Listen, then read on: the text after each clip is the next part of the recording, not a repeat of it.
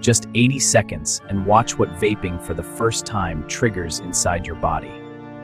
The chain reaction begins the moment vapor enters your lungs. Your immune system detects irritation, triggering mild inflammation inside the lungs. Inside the lungs, chemicals reach delicate air sacs, slightly reducing oxygen efficiency. This is the first-time domino effect of vaping: rapid stimulation, increased heart rate, lung irritation, and addiction signals beginning.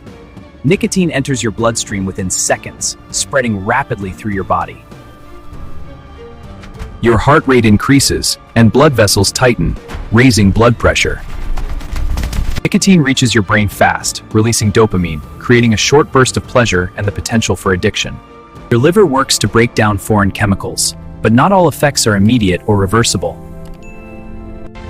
Your nervous system becomes stimulated, increasing alertness and restlessness.